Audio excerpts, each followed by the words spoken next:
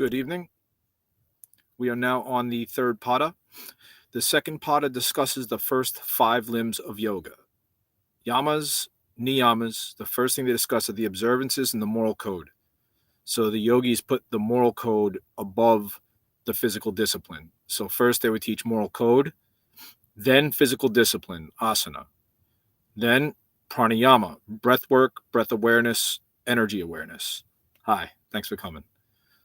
Then, after breath awareness, energy awareness, comes pratyahara, which is withdrawal of the 5 main senses, directing them inwards towards the soul instead of outwards towards physical things. The third pada will begin now, is the final 3 limbs of yoga, which is meditation, concentration first, meditation, and then samadhi. The limbs of yoga are put in the order from the roots to the tree, but they are limbs, so each limb has to be practiced and grown. Let me pull up the text.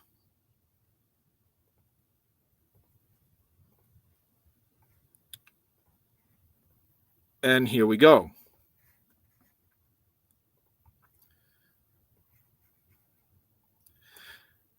Sutra 3.1. Fixing your consciousness on one point is concentration. Sutra 3.2. A steady, continuous flow of attention directed towards a single point or object is meditation. Sutra 3.3. When the object that appears in the eye shines forth in truth and without conceptual judgment, this is samadhi. Sutra 3.4. When concentration, meditation, and oneness are focused upon one thing, this is called samyama. Sutra 3.5. The light of awareness and insight come to fruition when one masters samyama. Sutra 3.6. The practice of samyama is mastered by progressive stages. Sutra 3.7. Dharana, dhyana, and samadhi are more subtle than yama, niyama, asana, and pranayama. Sutra 3.8. Nirbija samadhi is even more subtle than samyama. Sutra 3.9. Studying the silent movements between rising and falling subliminal impressions transforms the consciousness towards restraint. Sutra 3.10. Restraining the rising impressions gives birth to an undisturbed flow of tranquility. Sutra 3.11. When you weaken scattered attention and increase one-pointed attention, you begin transformation towards samadhi. Sutra 3.12. One-pointed consciousness emerges when rising and falling thought processes are in balance. Constant vigilant awareness that goes from one-pointed awareness to no-pointed attentiveness is ekagrata parinama. Hello, welcome. Just me and you in the study right now. 3.13.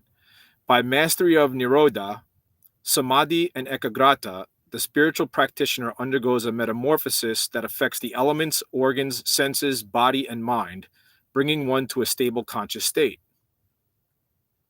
Sutra 3.14. The background essence stays the same in all states. Sutra 3.15. The difference in the order of events creates different transformations in mind and objects. 3.16. By samyama on the 3 kinds of mental transformations, knowledge of the past and the future can be seen in the inner eye. 3.17. So here, guys, it starts to get into how to attain omniscience and omnipresence. A word, its meaning, and the idea behind it often become confused.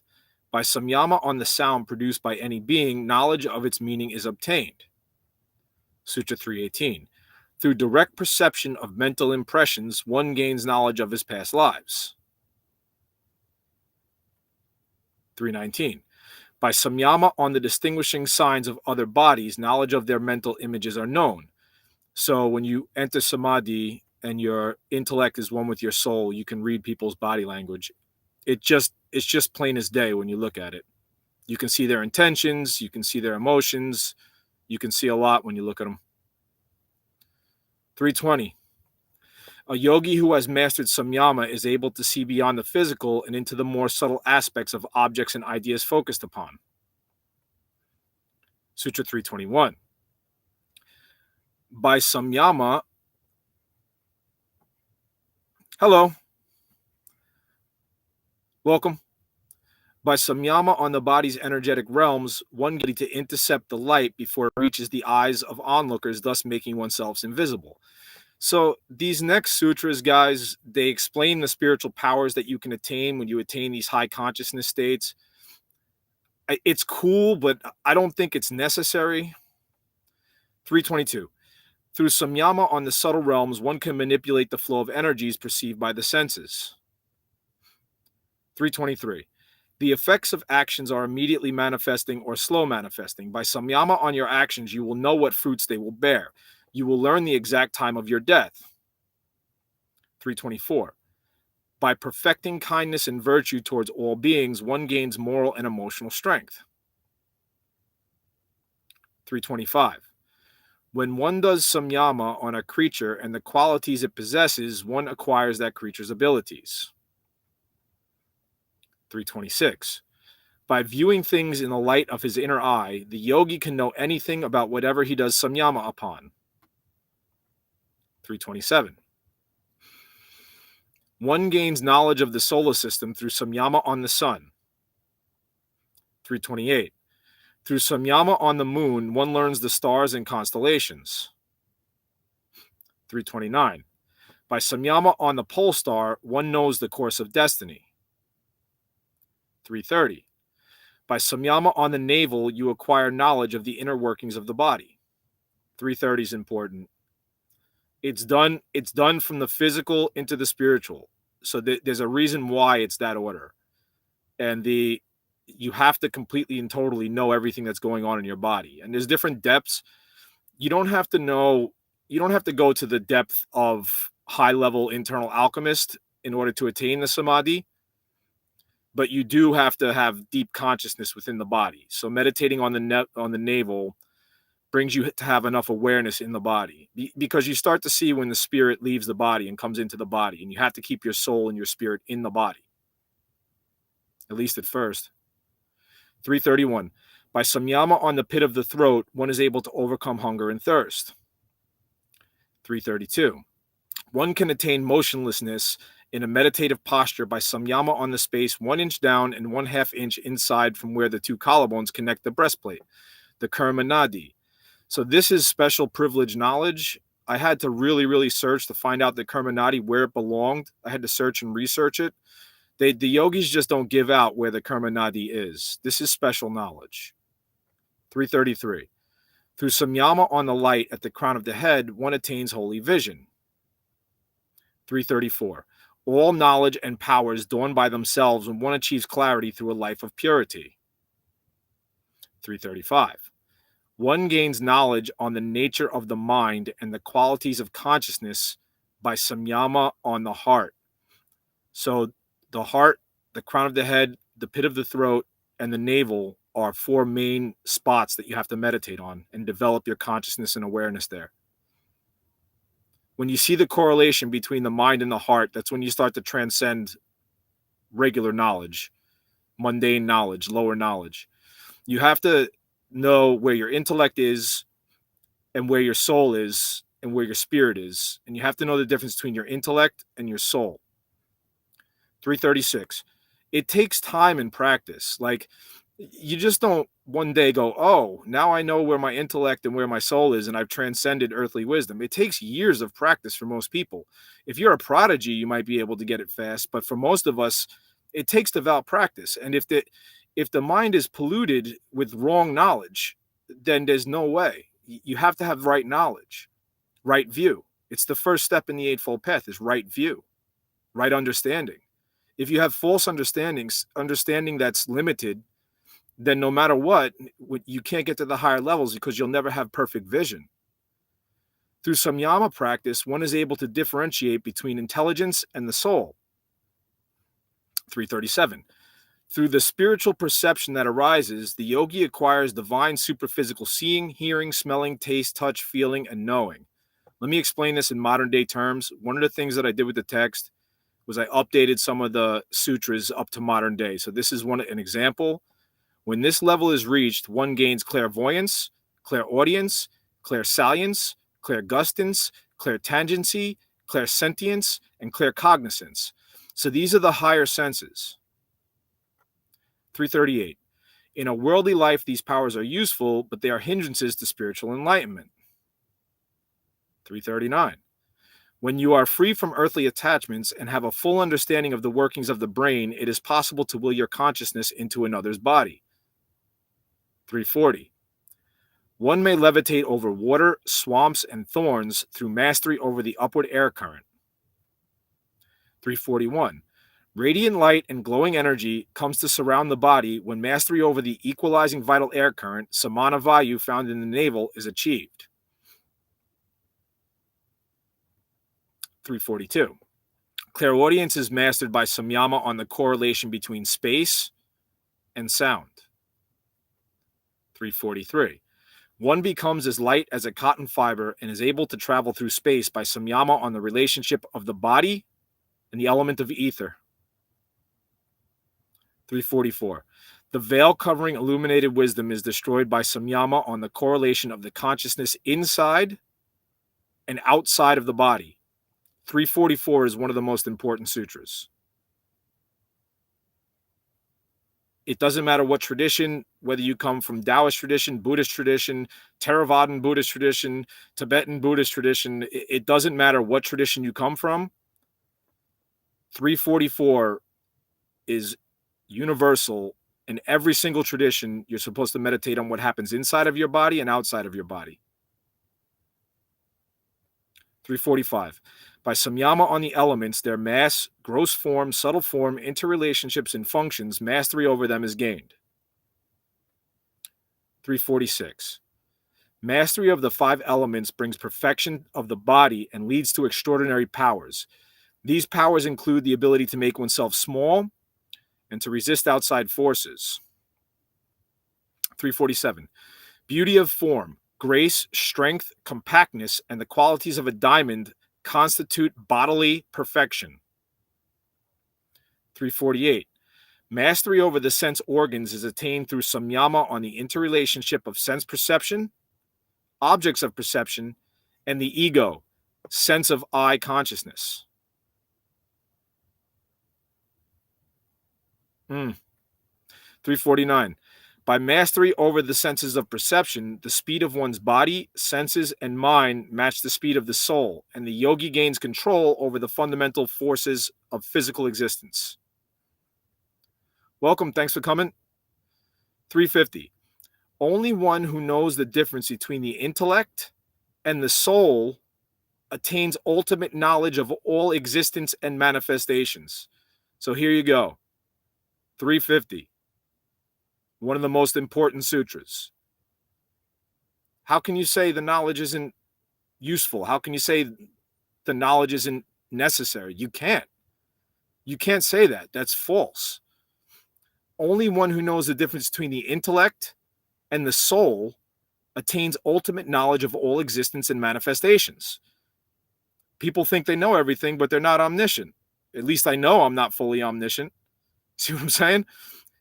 But I know the difference between my intellect and my soul. See? I've been meditating on the soul for years. Because you have to completely free yourself from all effluence, and that takes time. Your karma has something to do with it. Your birth has something to do with it.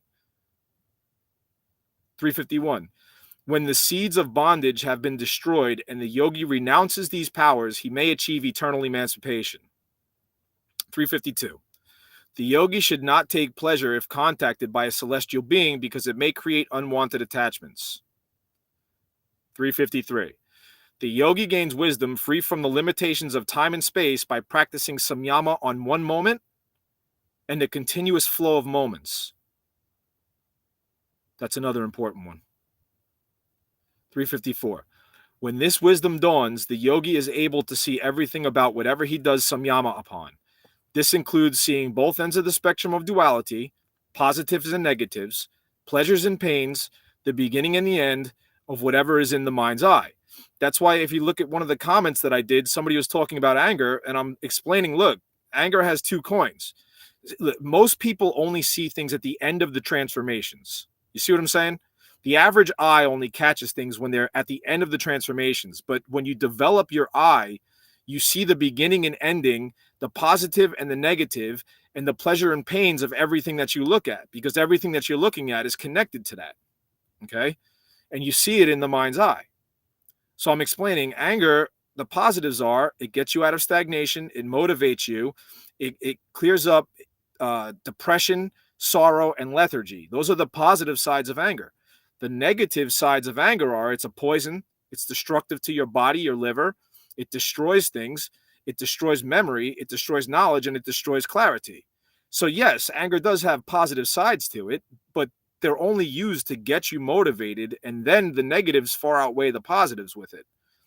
So when somebody's only saying to one side, they're not seeing both ends of the spectrum at the same time. You understand what I'm saying? 355. True wisdom is intuitive and liberating. It simultaneously comprehends all there is to know about all subjects and objects. Here you go. True wisdom is intuitive and liberating. It simultaneously comprehends all there is to know about all subjects and objects. So I've perceived omnipresence, okay? I'm not fully omniscient, but I have a wider view, okay? This is what I'm saying. Once you have true wisdom, you can simultaneously comprehend all there is to know about all subjects and objects. When you're at that level, announce that to the world. Say, look, I am omniscient and omnipresence, and I have reached full enlightenment and know everything about all subjects and objects. When you get there, then you can say you're as wise as Buddha or you're as wise as Jesus or something like that. But until you get here, you can't say that. So if you're here, you're at a level, but you still have to speak and say words. It's like somebody said, Lao Tzu says, those who speak don't know, and those who those who know don't speak, and those who speak don't know, right? Okay, but then right after that, Lao Tzu spoke, didn't he? You see what I'm saying? So what Lao Tzu was doing, number one, that's called a mind opener. Okay, Lao Tzu was speaking to people who are closed-minded, so he wanted to he made them laugh and shut them up and opened up their mind with that statement. Okay, but he still spoke afterwards. So the speech, the fact that humans can't even agree on the definition of a simple word, okay, the word Lucifer. Can we even agree on the definition of a word without somebody putting a perspective on it? Somebody else speaks says, "Oh, well, the dictionary is run by, reptilians or something like that." Every dictionary is run by reptilians?